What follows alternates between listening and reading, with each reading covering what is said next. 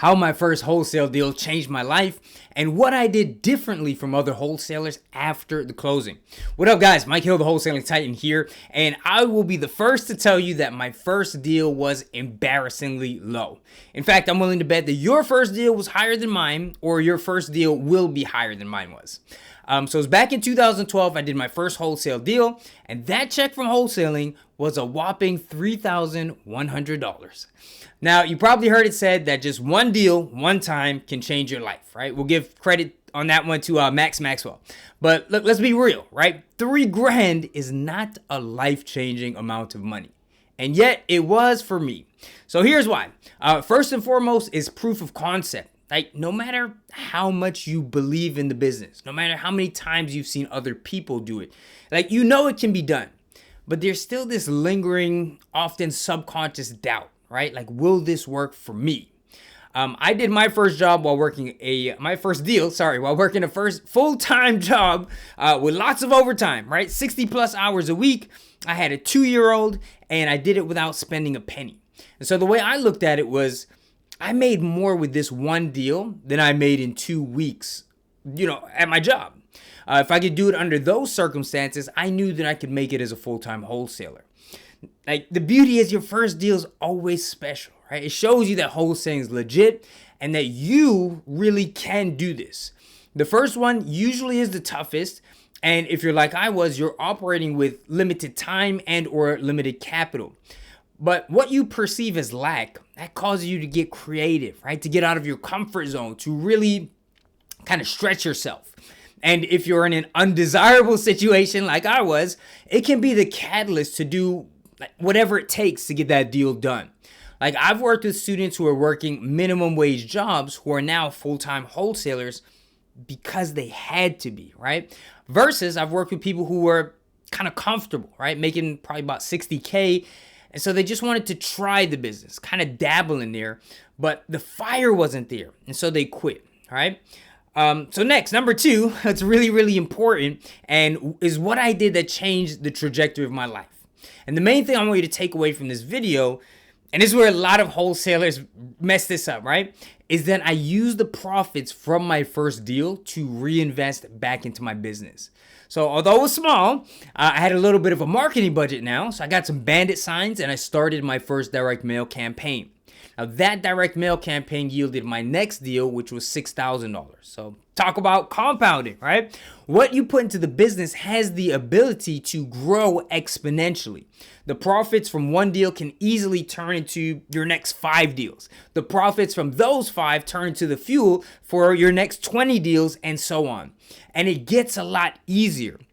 So if you're struggling now, understand that if you do this properly, it won't stay that way.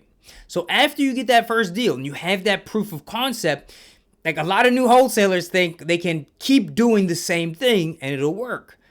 And like, yes and no, right? If something is working for you, yeah, traditionally you want to keep doing that thing.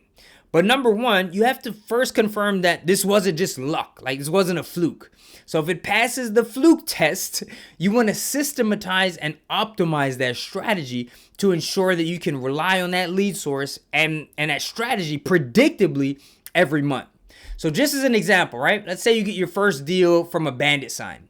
You need to get to a point where you know that X bandit signs over the course of 4 weeks equals a deal. So you know your cost per lead and you know it's something that you can predict. Then you have to systematize by, say having a team that goes out and drops X amount of signs for you on a regular schedule. Now, personally, I don't use bandit signs anymore, but hopefully you get the example. The next big thing you want to focus on is speed. You can't just measure things in dollars, right? It's about how many dollars you get in a given amount of time. Like, if you make $20,000 wholesaling, is that good or bad? Well, if it takes you 8 months to do a deal, that's terrible. But if it takes you 8 weeks to make that 20K, well, that's better. And the way to do this is to spend money. You want to put as much of your profit back into your business as possible, and you can essentially buy time. Now, hear me out on this because I might have lost some of you here. But in this business, there is an inverse relationship between time and money. You got to spend one of the two. Now, in the beginning, if you don't have money, yeah, you're going to have to put in that time, that sweat equity, and it's usually going to take a little bit longer. But you don't want to stay in that place. So, like, I remember that I had done a few deals and I had maybe like $8,000 just to play with. And I remember my mentor telling me, like, spend it all. And, he showed me where and how I should be spending the money. But I was like, dude, no way. Like, at that time, that was the most money I'd ever had in my bank account. So I was really trying to hold on to it, man. Like, I was hoarding it. I figured, I had done some deals the cheap way and I would just keep doing that thing. And it wasn't until later that I really realized that he wasn't just saying spend it, right, and get the same results. He was showing me how to spend it so I get an ROI. But I just didn't trust the process and I was scared to spend. So many of my early YouTube searches probably sounded like how to do a wholesale deal with no money, how to find cheap leads for wholesaling, how to find free lists for wholesaling real estate. I was always looking for free trials. And listen, if that's where you are now, that's fine, right? Start where you are, but understand you need to get away from that mindset as fast as possible, even if it means stretching your budget to a level that's slightly uncomfortable for you, right? Your comfort zone is not where you want to stay. Now, you don't want to spend randomly. You don't want to spend too fast or spend without a plan. But you will have to reinvest in your business, right? You feed it so it can grow and so you can also buy time. Like, you can absolutely do wholesale deals with no money, but you don't want to run your business with no money. You'll also be able to access more deals, different types of deals, and overcome some of the initial obstacles you face, things like earnest money deposits, when you start putting money into your business. I remember the days, man, when I was getting up at 3 a.m. to put out bandit signs all morning, and now I don't have to use that incredibly time-consuming strategy anymore. Now, the problem is most people don't know where, when, and how to reinvest in their wholesaling business. They might move too slow or they might move too aggressively. They might buy things they don't need or skip investing in things that would get them deals, 10 times as fast. Should you invest in software? Should you invest in a mastermind? Direct mail is a great example, right? Does it work? Well, it depends. If you have $500 a month to spend, it's kind of a toss-up, right? You could get lucky and do a deal, or you could deplete those funds, and now you're starting over from $0. But now if you have $5,000 a month to spend, assuming that you deploy your campaign properly, right, at the right times to the right list and with the right messaging, and make sure you follow up, then you're basically guaranteed to do deals every month. Now, if you're wondering, well, what should I invest in now, or what your next step would be? Well, ultimately, that's going to be different for everyone. And it really depends on where you are specifically in your journey, right? What's your market, your time, your budget? What's all that stuff look like? Like, a lot of people ask me, right? They're like, how much do I need to start wholesaling? And you don't need a specific amount to start, right? I did my first deal with no money, but just understand it usually takes a little bit longer. But like, as an example, right? Let's say you really are starting with nothing. Like, I can meet you wherever you are. So no money at all looks like this, right? You're going to start with a free list. Then you're going to go to truepeoplesearch.com and put in every address individually to skip trace the owner, right? Just copy, paste over and over. It's going to take a while. It's not going to be too much fun. Then you're going to dial each number by hand, like individually, and you can get a deal done that way. Now, let's say you have a little bit of money to spend. Okay, now you can buy leads. Now you put them into True People Search one by one, dial by hand. And now let's say you have a little more, or you did a deal and you have some money to reinvest. Now you can buy the leads, or buy a software to build your list. And now you can pay to get it skip traced, which is going to save you a ton of time. Then you dial by hand, you get a deal. A little bit faster now, right?